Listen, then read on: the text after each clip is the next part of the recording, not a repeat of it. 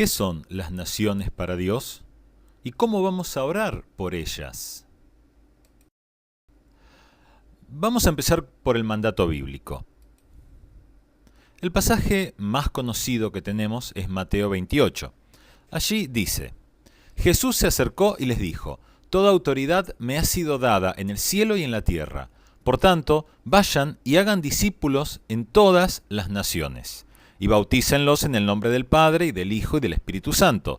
Enséñenles a cumplir todas las cosas que les he mandado, y yo estaré con ustedes todos los días hasta el fin del mundo.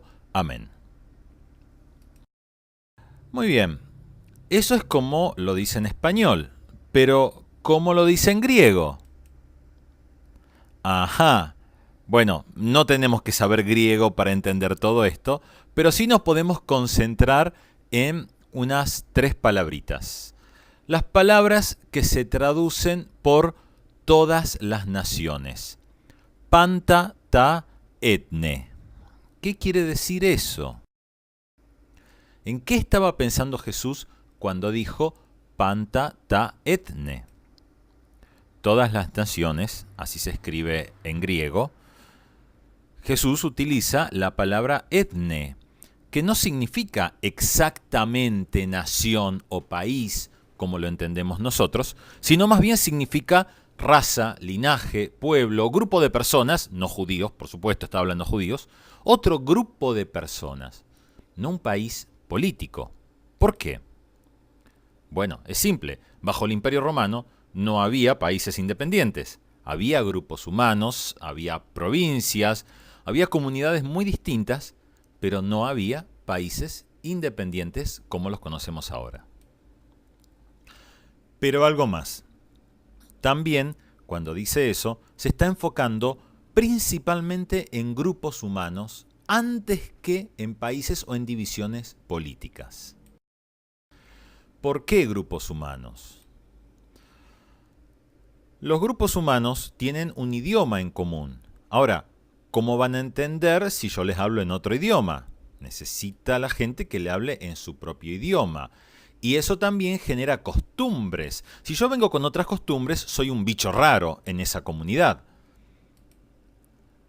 Esas costumbres, ese idioma va generando barreras sociales. Cuando hay barreras sociales, barreras que impiden el acercamiento o la comunicación, ¿a quién va a escuchar la gente? Y va a escuchar principalmente o más fácilmente a aquellos que pertenecen a su propio grupo humano. También los grupos humanos tienen que ver con lazos familiares y de amistad. ¿Cómo llegar a ellos? Es más fácil que la familia, el amigo, el cercano pueda llegar al otro. Hay historias de dominación y violencia de un grupo hacia otro y a veces se generan rechazos muy fuertes entre grupos humanos que hacen casi imposibles. La gente vive en determinados lugares y hay gente que está acostumbrada a vivir en un lugar. Nosotros que vivimos en una ciudad, si tuviéramos que ir al medio de la selva, y no sería muy fácil. Al revés, la gente que vive en medio de la selva, si tuviera que venir a esta selva de cemento, tampoco sería sencillo. ¿Cómo se extiende el Evangelio? A lo largo del tiempo, el Evangelio se ha extendido principalmente a través de grupos humanos y no necesariamente, o por lo menos no principalmente, a través de los límites políticos o de países. Veamos. Aquí vamos a ver un mapa de la India dividida por estados. Estas son las divisiones políticas como si fueran nuestras provincias. La India, recordemos, es el segundo país más poblado del mundo. Pero aquí vamos a ver un mapa de los principales grupos humanos de la India. Es bastante más complicado. Ahora, estos son los principales grupos humanos, porque en la India existen aproximadamente 450 grupos etnolingüísticos, pero hay más de 2.300 etnias si lo consideramos por casta, por religión y otros factores. La India es el país más diverso de todos, el país que en sí mismo alberga la mayor cantidad de grupos humanos. Mientras algunos de ellos están evangelizados, muy evangelizados, hay otros que casi no han oído hablar de Cristo. Y todo esto dentro de un mismo país. China, el país más grande del mundo. Bueno, China no es tan diverso. tenemos las divisiones políticas y tenemos las divisiones también en los principales grupos étnicos, pero también están los idiomas de esos grupos étnicos. Entonces se vuelve un panorama más complejo, porque un mismo grupo étnico en donde la gente habla 2 o 3 idiomas ya no es exactamente lo mismo. De nuevo, tenemos otro país y podemos ver otros ejemplos. Aquí tenemos Indonesia. Indonesia es también uno de los países más grandes del mundo y estos son los principales grupos étnicos de Indonesia. Aquí tenemos Nigeria, otro país muy poblado, y estos son los grupos étnicos principales de Nigeria. Y aquí tenemos Pakistán, también otros de los países más poblados del mundo con sus principales grupos étnicos. Y así podríamos seguir, incluso en países más pequeños o países con menor población también se encuentra una gran diversidad de grupos étnicos. Todos están dentro de un mismo país, pero en realidad no son iguales. Entonces, ¿cómo oramos? Debemos tener en cuenta que hay que reconocer que existen distintos grupos de personas, que el Evangelio corre más fácilmente dentro de un grupo y no es sencillo que salte las barreras de un grupo hacia otro, que en un mismo país hay grupos humanos que están evangelizados y hay otros grupos humanos que a veces viven al lado, pero que permanecen completamente inalcanzados. Ahora, ¿cuáles son esos grupos? ¿Cuánta gente hay en ellos? ¿Dónde están? ¿Están alcanzados por el Evangelio? ¿Hace falta obra transcultural, que siempre es la más difícil? Y cuidado, porque hay grupos nuevos formándose y desapareciendo a veces continuamente. Hay grupos de gente que se forman por trabajo, por ideología política, social, por un montón de cuestiones y a veces están pared de por medio. Es nuestro vecino, está al lado, pero no ha escuchado el Evangelio, jamás va a escuchar el Evangelio si se lo predico yo y está al lado mío, pero no está alcanzado. Bueno, esa es la realidad de los países. Nosotros vemos países divididos políticamente, pero cuando Jesús dio el mandato, Jesús habló de grupos humanos, de las etnias. Ahora bien, hay algo más. También es cierto que un país es una unidad. Y por más diferencias que haya, en un país generalmente se comparten leyes en común, desarrollo económico más o menos común, hay un idioma principal, a veces pueden ser 2 o 3, pero normalmente hay uno que es el principal. Por ejemplo, en India, con tantos idiomas, el principal es el inglés y también el hindi.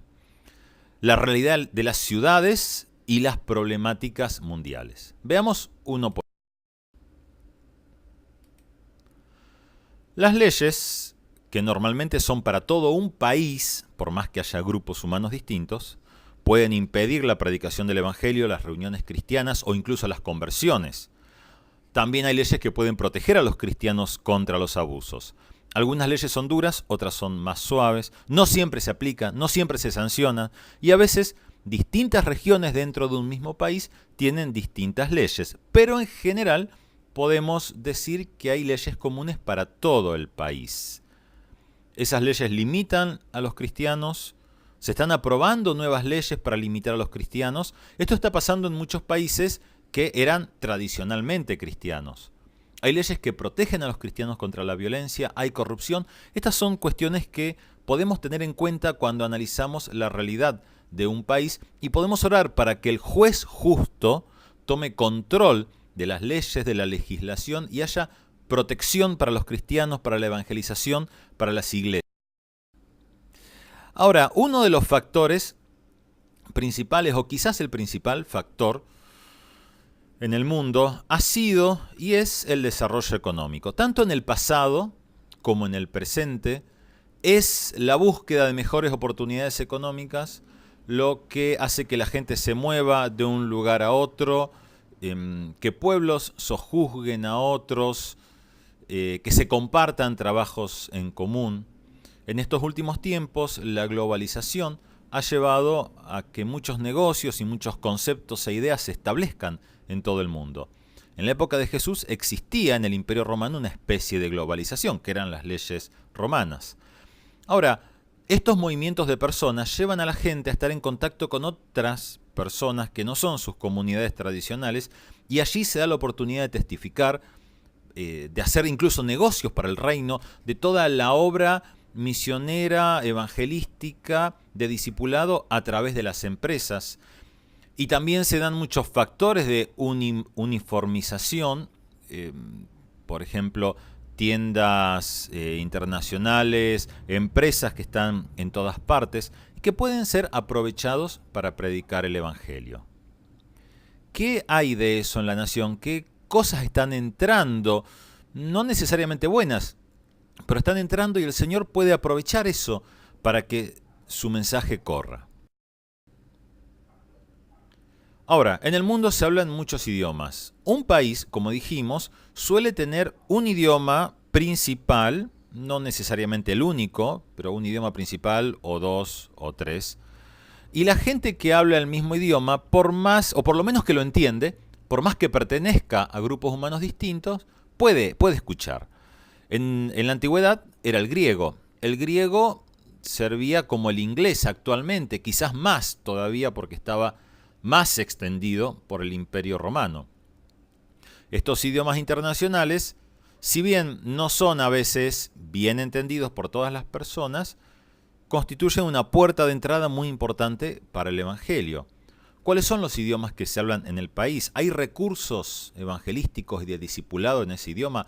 ¿Hay otros idiomas? ¿Hay suficientes recursos cristianos? Debemos orar para que el material esté disponible en los idiomas que habla la gente y especialmente en el idioma del corazón. Los idiomas internacionales pueden servir para que la gente conozca, pero no hay nada mejor que el idioma que las personas aprendieron en su cuna, desde niños, con su madre, para poder llegar a sus corazones. No son muchos los idiomas que cuentan con una gran cantidad de literatura escrita, páginas web, redes cristianas. El inglés y el español son los principales, y después podríamos mencionar a otros, los idiomas que más habla la gente, pero hay muchísimos idiomas que en realidad no cuentan con una gran producción propia. A veces hay mucho material traducido, que no es lo mejor, pero no tanto material propio. Nuestro mundo es cada vez más un mundo de ciudades. Cada vez más la gente vive en ciudades, deja sus poblados rurales y busca las oportunidades, los desafíos de las grandes ciudades. Estos son oportunidades, sí, desafíos, pero también grandes cambios, no solamente en la forma de vivir de la gente, sino también en la forma de pensar. Las ciudades de alguna manera son más o menos uniformes en todo el mundo. En las grandes ciudades es más fácil que la gente escuche el Evangelio. En todo país encontramos grandes ciudades, grandes urbes, conglomerados que van creciendo cada vez más. Hay un montón de problemas, hay un montón de presiones allí, hay un montón de necesidades, pero también hay un montón de oportunidades que la gente pueda escuchar sin las presiones de su comunidad local. La mayoría de nosotros diríamos que las grandes ciudades no es el mejor lugar para vivir, pero hoy y ahora Dios está utilizando esto para que mucha gente lo pueda conocer. ¿Cuáles son las ciudades?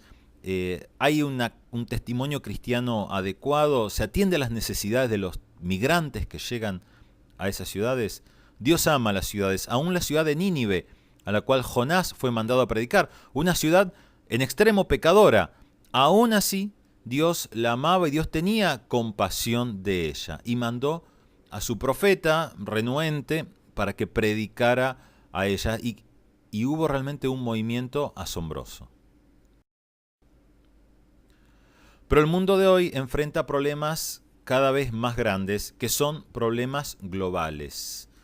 El terrorismo, los desastres naturales, las catástrofes, las crisis económicas hacen que mucha gente tenga que migrar de un lugar a otro, a veces en campos de refugiados, a veces cruzando fronteras, viviendo como ilegales, enfrentando un montón de peligros. Todas estas situaciones no van a disminuir en el futuro, sino al contrario, van a aumentar en el tiempo por venir. Se estima que actualmente un 1% de la población mundial son refugiados o desplazados y esto está en crecimiento. Las crisis son oportunidades para que la gente se acerque a Dios. La verdad es que hay mucha gente que de ninguna manera consideraría el Evangelio ni a este Dios de los cristianos si no fuera porque ha atravesado una gran crisis. Y el Señor lo permite por eso.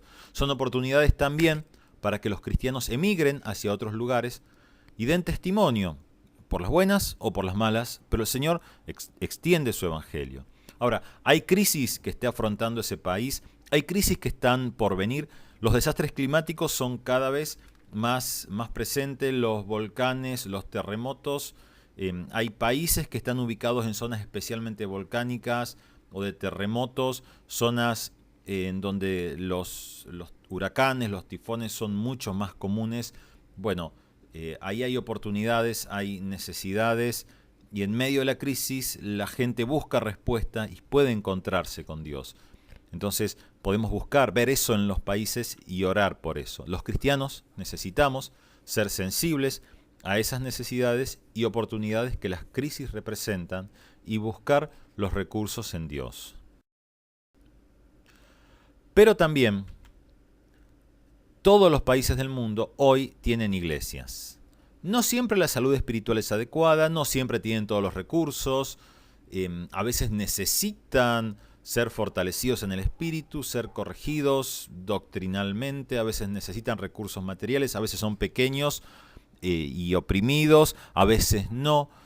Una iglesia fiel es lo principal. El Señor, cuando mira a las naciones, ve a su iglesia, sean 2 o 3 o sean millones. El Señor ve a su iglesia allí y el Señor bendice las naciones por la oración de su iglesia fiel. Entonces, necesitamos orar por la iglesia en cada país, que sea fortalecida, que sea firme en la palabra, que se mantenga fiel, que realmente tenga un celo por testificar, por discipular, por extender el Evangelio. Hoy todos los países tienen iglesias, no todos los grupos humanos, pero sí todos los países. Al estar dentro de un país, es más fácil pasar de un grupo humano a otro. Oremos para que eso pueda ser hecho de manera efectiva. Así que debemos tener en cuenta, primero, que no podemos saber todo. Hay tantos y tantos y tantos motivos de oración, es imposible. No necesitamos saber todo. El Espíritu nos guía hacia algunos motivos. Entonces, buscamos la información que podemos encontrar del país. Hay información clave, cuestiones generales, principales, situación económica, cuestiones humanitarias, idiomas, grupos humanos. Hay muchas páginas cristianas en castellano y en inglés, muchas en inglés, que tienen motivos específicos de oración, catálogo de etnias e idiomas, etcétera, etcétera. También las noticias, la información de las enciclopedias, los artículos de análisis social de los países nos brindan muchos datos interesantes y muchos motivos. Repito, no podemos saber todo y no necesitamos saber todo, pero seguro que hay algunas cuestiones que nos llaman la atención. Y el Espíritu nos está guiando y nos dice, bueno, oramos por esto, oramos por lo otro, fíjate en esto, fíjate en aquello. Y con eso podemos armar una lista de alguno de los temas, de los tantos temas, y podemos orar por ello y presentar eso en oración al Señor. Por lo tanto, no tengamos miedo en elevar nuestras oraciones al Señor. El Señor escucha todas nuestras peticiones y si no sabemos orar como corresponde, si no tenemos toda la visión, el Espíritu mismo dice que se encarga de darnos la palabra y aún de interceder por nosotros. Él está esperando que presentemos las naciones delante de Él. Lo que sepamos de ellas, lo que tengamos de ellas, bueno, eso podemos presentarlo. Así que, sin miedo, elevemos nuestras oraciones al Señor por las naciones del mundo.